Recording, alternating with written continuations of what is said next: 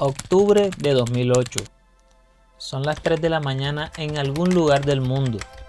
Una persona frente a una pantalla termina de escribir la última línea de código de un proyecto en el que ha trabajado durante 16 meses, sin contrato, sin sueldo, sin permiso de nadie. Presiona Enter. Lo que acaba de hacer va a llegar a más de 100.000 personas en los próximos 7 días. Nintendo llevaba más de 10 años negándose a hacerlo. 12 voluntarios anónimos lo hicieron en 16 meses. Y lo que construyeron puso en vergüenza a una de las compañías más grandes en la historia de los videojuegos. Esta es su historia.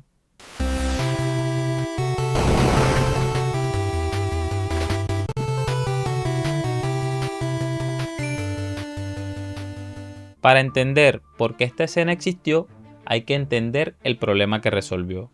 Y ese problema tiene un nombre: el mercado japonés de los videojuegos en los años 90. Antes de que Final Fantasy VII rompiera todos los récords en 1997 y demostrara que los RPG japoneses podían vender masivamente en Occidente, las empresas simplemente no apostaban por traducirlos. Square, Enix, Namco tenían catálogos enormes de juegos que solo existían en japonés. No por maldad, sino por la lógica de los negocios. Traducir un RPG de más de 40 horas era caro, tardado y arriesgado si no sabías si iba a vender. El resultado era una brecha enorme. Los jugadores occidentales veían anunciados juegos increíbles en revistas especializadas, los esperaban con ansias y entonces las empresas simplemente no los publicaban fuera de Japón, sin explicación, sin alternativa. Y en ese vacío, a mediados de los 90, nació algo. Porque cuando una empresa dice que no va a dar algo que la gente quiere desesperadamente, siempre hay alguien que decide resolverlo solo. La primera traducción fan de un videojuego de consola de la que hay registro ocurrió en 1993. Un grupo holandés llamado Oasis tradujo al inglés un videojuego llamado SD Snatcher, un videojuego creado por Hideo Kojima para la plataforma MSX. Nadie lo recuerda, pero sentó un precedente. Lo que realmente encendió la escena fue algo mucho más grande. En 1997, un grupo llamado RPG-E lanzó la traducción al inglés de Final Fantasy V para la Super Nintendo. Square había anunciado Final Fantasy V para Occidente múltiples veces, y múltiples veces lo canceló sin explicación. Esto llevó entonces a que un grupo de jóvenes, algunos apenas en el bachillerato, decidieran hacerlo ellos mismos. Lo que hicieron no era simple. Tenían que abrir el archivo del juego en un editor hexadecimal, localizar dónde estaba el texto entre miles de líneas de código, extraerlo, traducirlo del japonés, reinsertarlo sin que el juego colapsara y manejar las diferencias técnicas entre los caracteres japoneses y los latinos. Todo eso sin manuales, sin tutoriales, sin Stack Overflow, aprendiendo solos, en foros de internet de los 90. La traducción de Final Fantasy V por RPG-E se convirtió en la más influyente de todas en la historia del run hacking. No porque fuera perfecta, porque errores tenía, sino porque demostró que era posible. Según el propio sitio runhacking.net, ese proyecto es la razón por la que incontables hackers y traductores entraron a la escena. Fue la chispa. Y una vez que la chispa existe, el fuego se expande rápido. En 1998 llegó la traducción de Seiken Densetsu 3, conocido hoy como Trials of Mana, considerado técnicamente el proyecto más difícil de toda la era de la Super Nintendo. El hacker Neil Corlett tuvo que romper un sistema de encriptación de texto que la comunidad creía imposible de descifrar. El parche tardó años y cuando salió en 1999 fue recibido como un logro histórico. Square Enix no lanzaría una versión oficial en Occidente hasta 20 años después, en 2020. Ese mismo año, el grupo de Yap lanzó la traducción de Tales of Fantasy para Super Nintendo, un RPG de Namco que tampoco había llegado al mundo occidental y que gracias a ese parche se convirtió en un clásico para toda una generación de jugadores. The Yap también tradujo Star Ocean, Bahamut Legion y Dragon Quest 5 y 6. El grupo Aeon Genesis se encargó de Light Alive, From Mission y docenas de títulos más. RPG One tradujo las primeras entregas de Dragon Quest para Super Nintendo que nunca habían salido de Japón. Sin mencionar que a veces las traducciones tenían demasiada personalidad.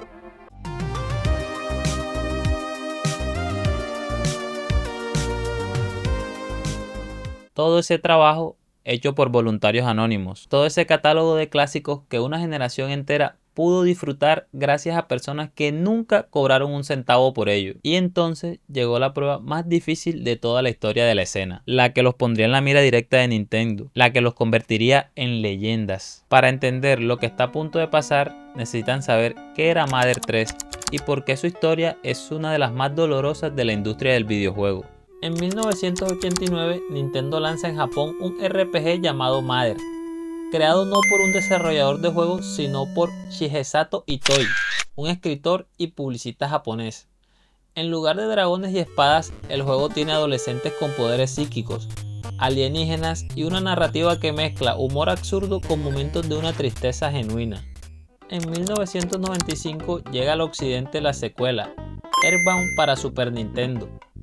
Vende mal, Nintendo lo considera un fracaso, pero con los años se convierte en uno de los juegos más queridos de toda la historia del Super Nintendo.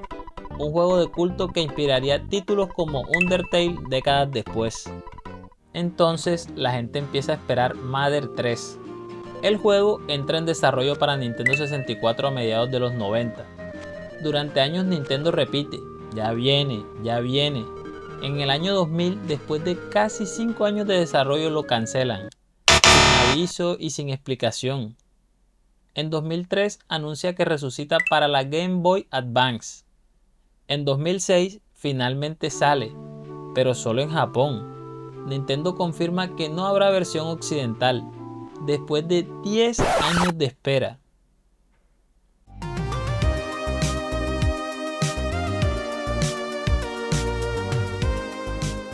La comunidad de Earthbound había mandado una solicitud con más de 31.000 firmas a las oficinas de Nintendo, tanto en Estados Unidos como en Japón, con arte hecho a mano, con cartas personales, pero Nintendo nunca respondió. Y entonces la escena RunHacker dijo, bien, lo haremos nosotros mismos. En noviembre de 2006, el sitio web Starmen.net, la comunidad fan más grande de la serie Mother, hizo un anuncio oficial. Iban a traducir Mother 3 ellos mismos. Al frente estaba Clyde Mandelin, conocido como Tomato. No era un aficionado, era un traductor profesional de japonés a inglés cuyo trabajo incluía Kingdom Hearts 2 y series de anime como Dragon Ball. Llevaba años en la comunidad, traduciendo noticias sobre el juego para los fans occidentales. Lo conocía de memoria. Reunió 12 personas, traductores, RunHackers, testers, todos voluntarios, todos trabajando en su tiempo libre como si fuera un segundo trabajo de tiempo completo. Mother 3 no era fácil de hackear. El texto estaba comprimido. Los caracteres japoneses requerían un sistema tipográfico completamente distinto al inglés.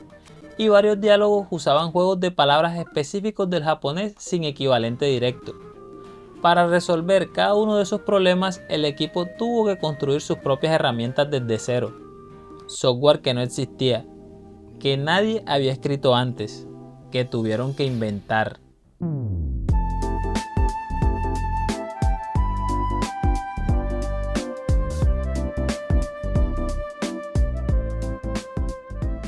Y desde el primer día establecieron una regla. Si Nintendo anunciaba que haría una traducción oficial, el proyecto se detenía inmediatamente. Esto porque ellos no estaban ahí para hacerle daño a Nintendo. Estaban ahí porque Nintendo no estaba haciendo lo que millones de personas estaban necesitando. Justo antes del lanzamiento, Clyde Mandelin recibió un correo con un asunto inquietante. Apelación de un miembro de la industria del videojuego. El remitente era completamente anónimo, solo se identificaba como productor de localización anónima. Y lo curioso es que les pedía que no lanzaran el parche. El equipo lo discutió y decidió seguir adelante. Nunca se supo quién escribió ese correo. Pero hay otro correo que sí se conoce. Un empleado de Square Enix, identificándose en privado, le escribió a Mandelin para alentarlo a terminar el proyecto. La propia industria estaba dividida sobre lo que estaban haciendo. Unos querían detenerlo y otros le deseaban suerte en secreto. El 17 de octubre de 2008, 2 años después de que Nintendo dijera que no, el parche fue publicado. Mandelin había calculado que tal vez lo descargarían unas pocas decenas de miles de personas en total a lo largo del tiempo. En la primera semana lo descargaron más de 100.000 veces, solo contando el sitio oficial. Pero lo que dejó a todos sin palabras no fue solo el parche.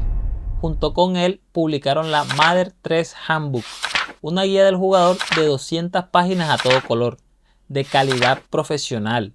La revista Wired la comparó directamente con las guías de Prima Games y Brady Games, las editoriales de guías más reconocidas de la época.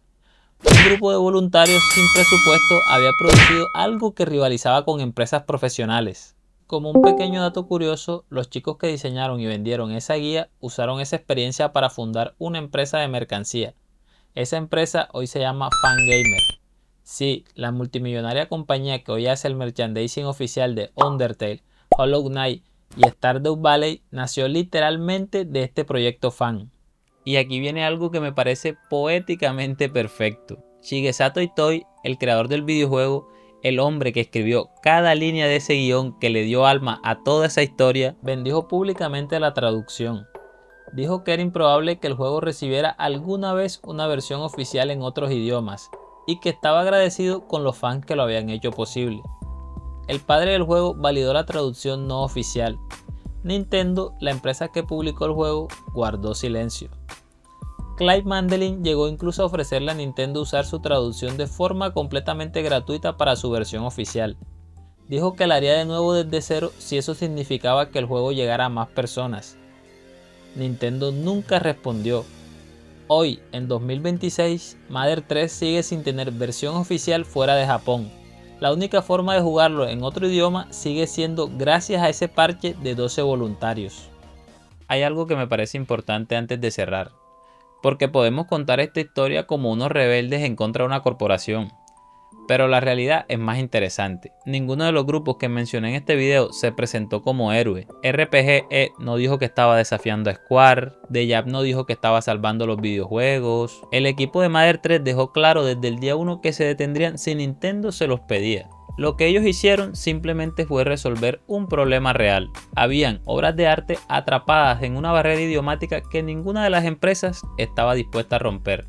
Y decidieron romperla ellos. Y lo que construyeron en el proceso fue enorme. Final Fantasy V en inglés inspiró a toda una generación de run hackers que después tradujeron decenas de títulos más. La traducción de Seiken Densetsu 3 generó tanta demanda que Square Enix finalmente lanzó una versión oficial 20 años después.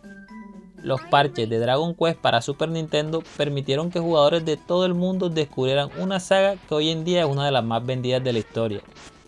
Y Mother 3 demostró que una comunidad de fans podía producir trabajo de calidad profesional movida únicamente por amor a un juego.